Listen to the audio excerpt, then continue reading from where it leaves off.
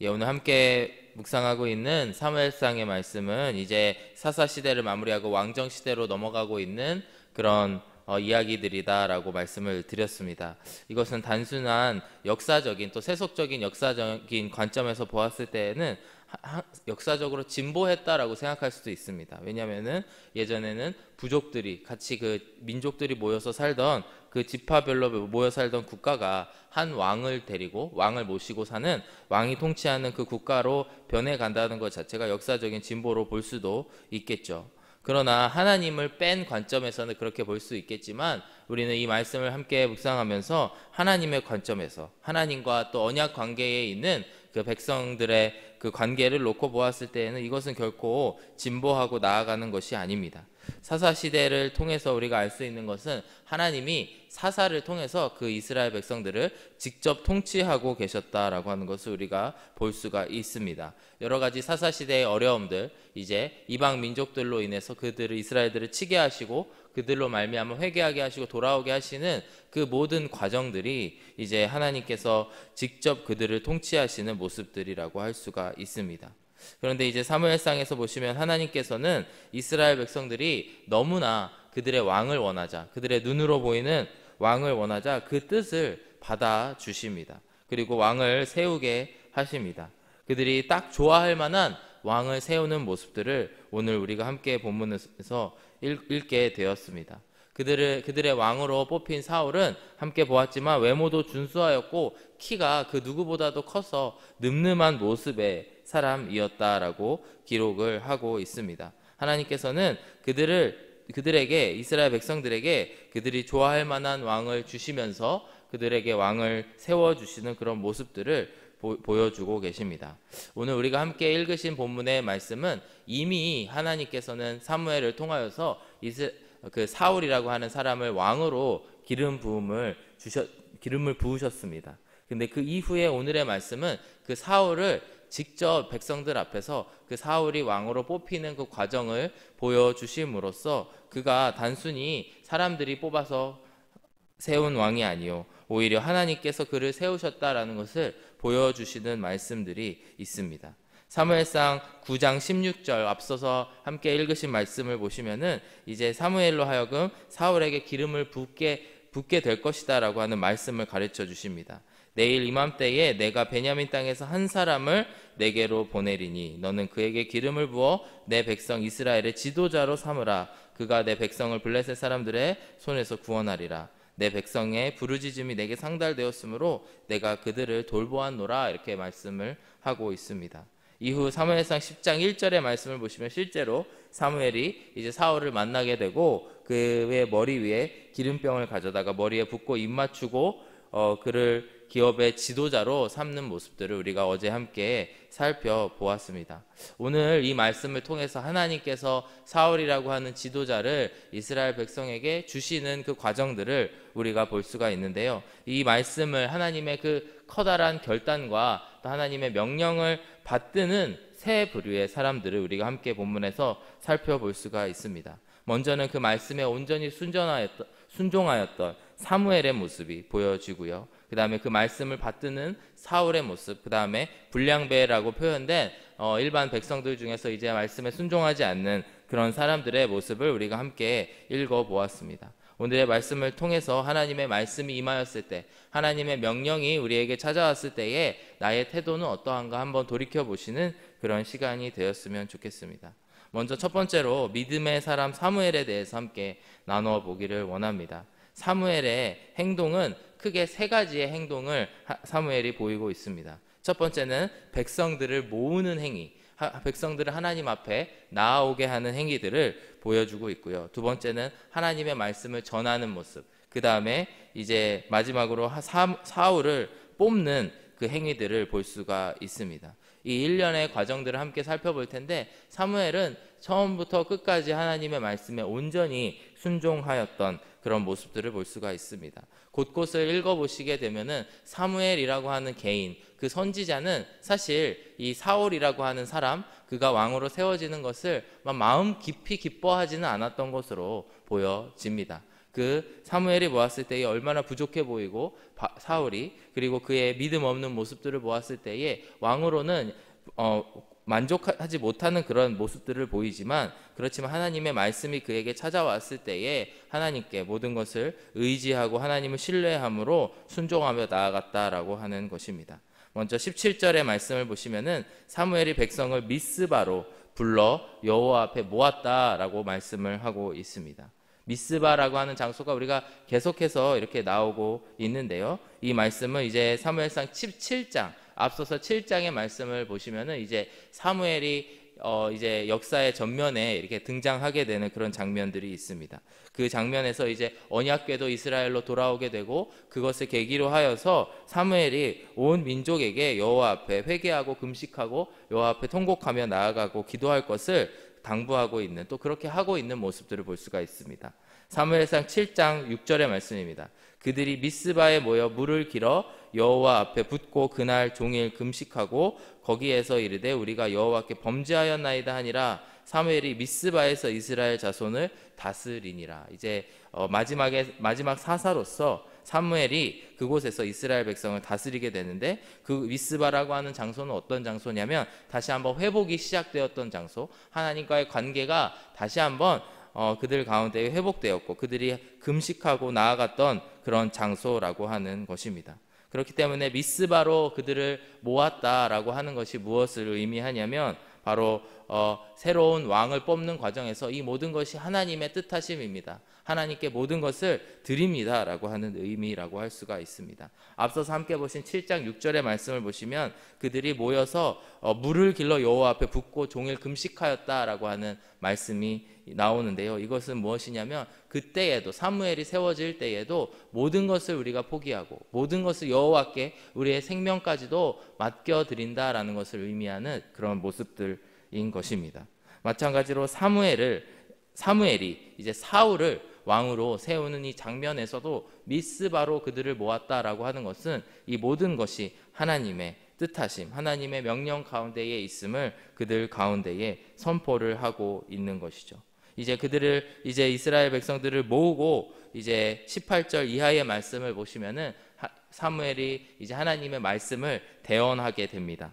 18절 말씀을 보시면 이스라엘 자손에게 이르되 이스라엘 하나님 여호와께서 이같이 너희에게 말씀하시기를, 즉 여호와의 말씀을 그대로 전하고 있다라고 하는 것이죠. 그 말씀의 내용이 뭐냐 봤을 때 내가 이스라엘을 애굽에서 인도하여 내고 너희를 애굽인의 손과 너희를 압제하는 모든 나라의 손에서 건져내었느니라, 이렇게 하나님께서 말씀하셨고요. 19절의 말씀을 보시면 너희는 너희를 모든 재난과 고통 중에서 친히 구원하여 내신 너희의 하나님을 오늘 버리고 이르기를 우리 위에 왕을 세우라 하는도다. 그런즉 이제 너희의 지파대로 1000명씩 여호와 앞에 나아오라, 이렇게 말씀을 전하고 있습니다. 하나님께서도 이 왕정 체제로 이제 변화되는 것에 하나님께서 동의를 해주셨고 또 그것을 왕을 세워주고 계시지만 하나님께서는 그것을 온전히 납득하지 않으시고 그것을 동의하진 않으신다라는 모습을 볼 수가 있습니다.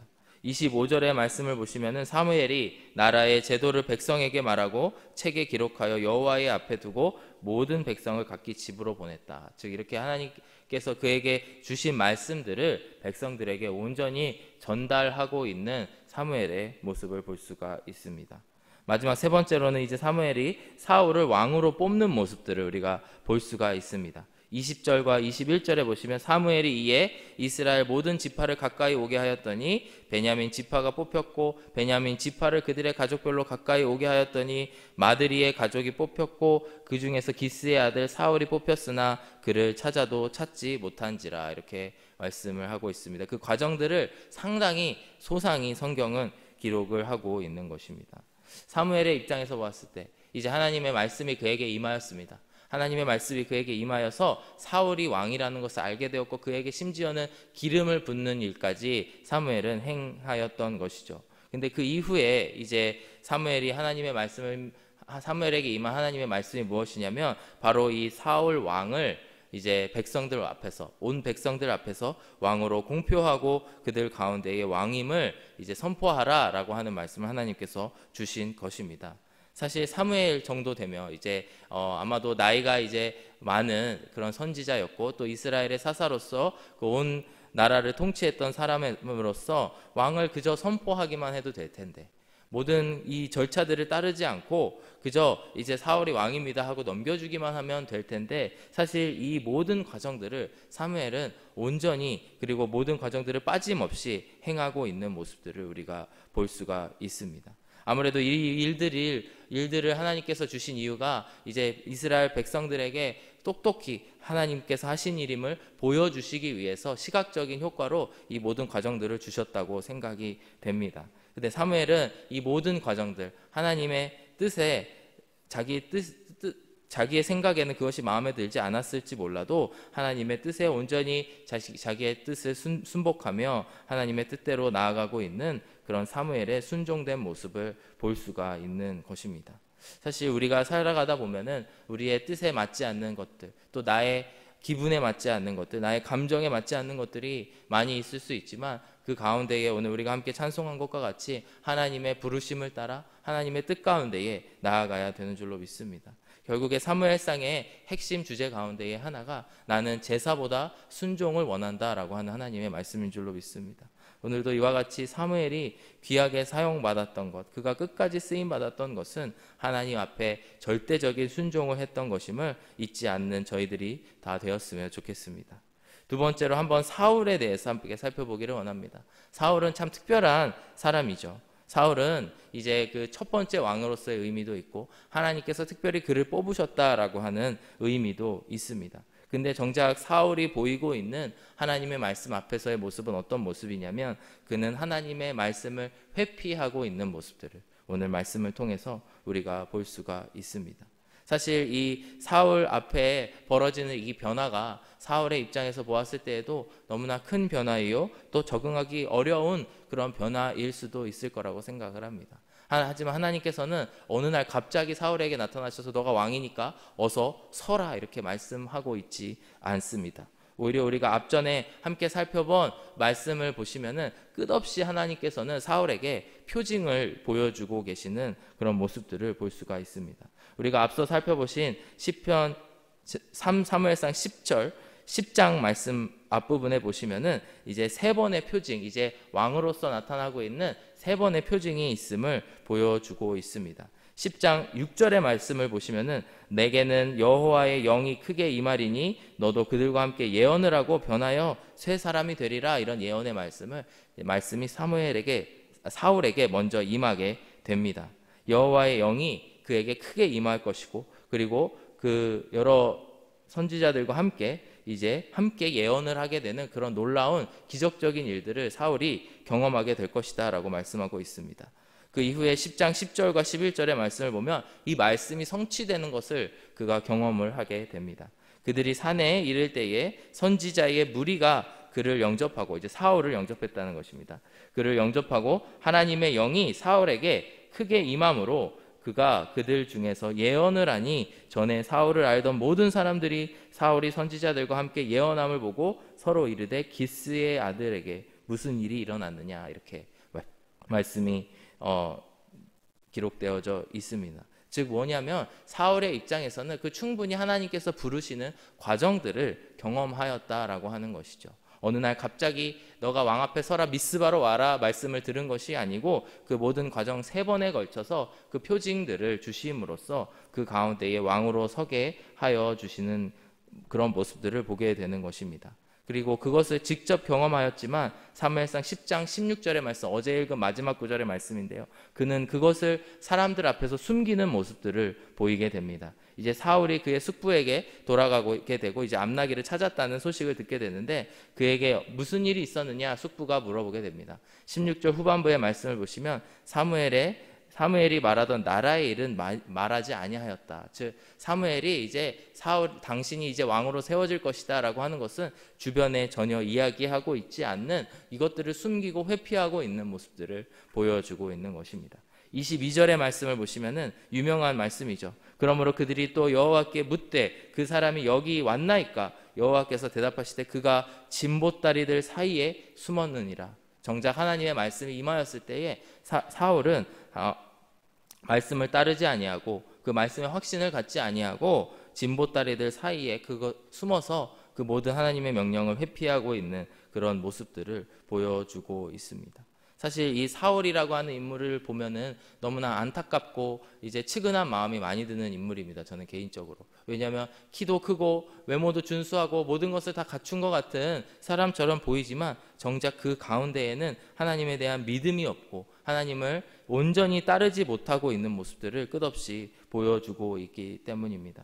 이 말씀을 묵상하면서 든 생각이 무엇이냐면 사실 우리가 믿음이 없을 때에는 많은 표징을 구하게 됩니다. 하나님, 이게 하나님 뜻이 맞습니까? 이렇게 맞다면 이런 표징을, 어떠한 표징을 보여주십시오, 이런 기도를 우리가 할 수도 있다라고 하는 것이죠. 근데 오늘 사울의 모습을 보고 생각이 드는 것이 무엇이냐면 하나님의 표징이 임할지라도 그것이 반드시 믿음의 자리로 이끌어지지는 않는다라고 하는 것입니다.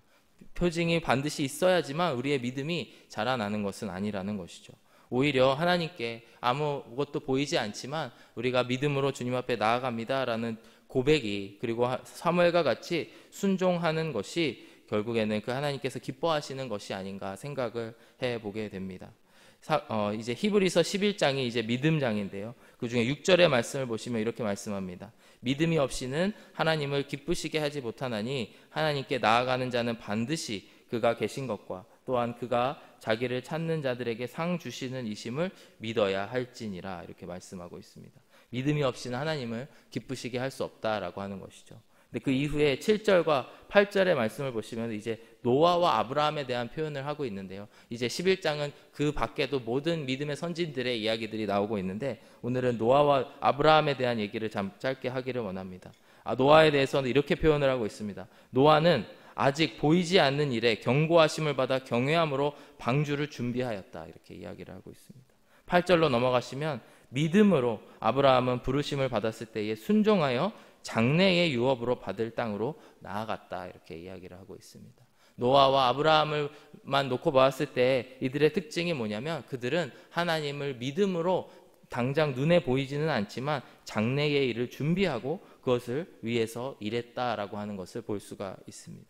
오늘 말씀의 사울을 보면서 그는 정작 하나님께서 끝없는 징표들로 이렇게 인도하여 주셨음에도 불구하고 정작 하나님이 부르시는 그 순간에는 그가 진보다리들 사이에 숨어서 있는 그런 모습들을 보이고 있는 것입니다.